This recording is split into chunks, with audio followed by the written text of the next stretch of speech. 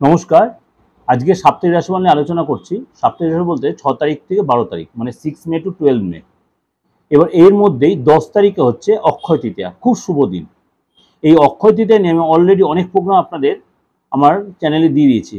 এবার সেটা আপনি দিগদর্শনও পেতে পারেন, কখনো দিগদর্শন মন্ত্রতেও পেতে পারেন। অলরেডি আপনারা বুঝে গেছেন আমার যে দুটো চ্যানেল, দিগদর্শন একটা চ্যানেল, দিগদর্শন মন্ত্র আমার একটা চ্যানেল। সব রকম প্রোগ্রামই সে দুটো চ্যানেলেই পাবেন। আর যেটা বলছি, বুধের ট্রানজিট কবে হচ্ছে? 10th মে। কারণ এই মুহূর্তে বুধ বসে আছে মীন রাশিতে, যুবরাজ বুধ বসে আছে মীন রাশিতে। মঙ্গল, বুধ, রাহু আর চন্দ্র। বুধ কবে যাবে? 10 তারিখে 10th মে, অর্থাৎ শুক্রবার 7:30 PM, অর্থাৎ সন্ধ্যে 7:30টায় মীন রাশি চেয়ে মেষ রাশিতে চলে যাবে। সেখানে আবার সূর্যের সাথে কিছুদিন থেকে, এটা আমি সাপ্তাহিক রাশি বলে মাসিক রাশি বলে বলেছি, সাপ্তাহিক রাশি বলে বলছি, তখন আবার সূর্য শুক্র কম্বাইন্ড হবে। আবার যখন বৃহস্পতি ঘরে বৃহস্পতি এখন রয়েছে আপনার বৃষ রাশিতে, আর কেতু রয়েছে আপনার অলরেডি কন্যা, আর এই যে রাহু রয়েছে মীন রাশিতে, এবং মঙ্গল আর রাহু এখানে অঙ্গারক দোষ তৈরি করেছে। সেখানেই আবার চন্দ্র বসে আছে। চন্দ্র কুইক প্রতি মুহূর্তে ঘুরবে। আমি এই নিয়ে বলছি, বৃহস্পতির সাথে চন্দ্র যেমন 8 তারিখে যখন গজকেশরী যোগ তৈরি হবে, আপ টু অক্ষয় তৃতীয়া গজকেশরী যোগটা কিন্তু কন্টিনিউ থাকবে। সেটা নিয়ে আমি আপনাদের প্রোগ্রাম দিয়েছি, দিগদর্শন মন্ত্র, দিগদর্শনে সার্চ করেন, সেখানে পেয়ে যাবেন।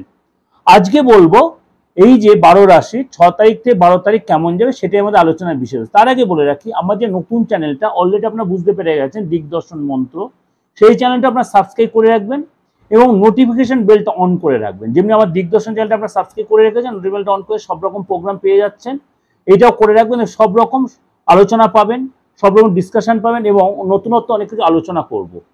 আর যারা আমার সাথে যোগাযোগ করতে তারা আমার বুকিং নোটস কলে দেখুন যে নাম্বারটা রয়েছে, অনেকে বুঝতে পারছেন না, তাই আমি প্রথমেই বলে দিচ্ছি যে আমার কোথায় আপনার সাথে কথা বলবো।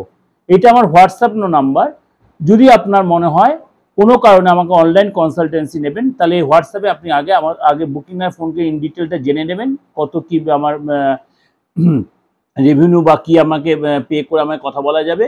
আর যারা চেম্বারে আসতে চাইছেন, কোন চেম্বারে, সব করাই আপনি জানতে পারেন 9433960106 আর 8910973325, এই দুটো বুকিং নাম্বার, আপনি সবকিছু আপনারা জানতে পারবেন। আর বাইরে যে চেম্বার অনেকে বলছে বাংলাদেশ আসার জন্য বা ত্রিপুরাতে বা আগরতলা আসার জন্য, আমি খুব শীঘ্রই যাব, একটু ওয়েট করুন, নিশ্চয়ই যাব আপনাদের, কারণ আপনারা অনেকেই মানে রেসপন্স করছেন, ভালোবাসা দিয়েছেন।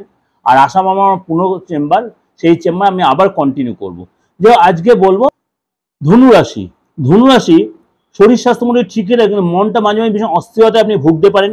বাবা মার বা আপনি যদি বিবাহিত সন্তানকে নিয়ে একটু ডিস্টার্ব হতে পারে।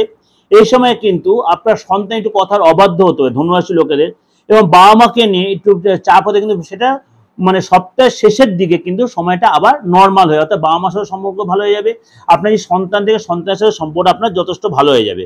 সন্তানকে নিয়ে যে চাপটা ছিল, সে বারে বারে হয়তো কোনো ব্যাপারে আপনার যেতে হতে পারে, সেটা নিয়ে আস্তে আস্তে ঠিক হয়ে, বিশেষ করে স্কুলে বা কলেজে হয়তো আপনার গার্জেন কল করেছিল, আপনাকে হয়তো যেতে হতে পারে।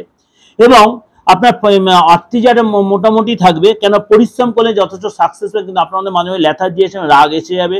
এবং পার্টনারের কিন্তু সাবধান, আপনি যদি আপনার পার্টনারের ক্ষেত্রে এটা বলে রাখি, আপনার যদি লাইফ পার্টনার থেকে দেয় বা আপনার প্রেমিক বা প্রেমিকা থাকে, অবশ্যই তাকে একটু শুনিয়ে রাখবেন এই কথাটা। সে কিন্তু কোনো ব্যাড নিউজ পেতে পারে, কোনো লস হতে পারে, তার কোনো স্বজনহানি হতে পারে বা কোনো ক্ষতি হতে পারে, এইটা একটু ঘটতে পারে। আপনার মোবাইলের পিছনে খরচ বা মোবাইলটা হারিয়ে যাবে, এরকম কিছু হতে পারে, বা মোবাইলে কিছু রিপেয়ার করতে, গাড়িতে কোনো রিপেয়ার বা খরচ হতে পারে। আপনি পায়ে চোট হলে তো অনলাইন ট্রানজ্যাকশন হতে খুব সাবধান, কিন্তু অনলাইন ট্রানজ্যাকশন করতে একটু লস হতে পারে।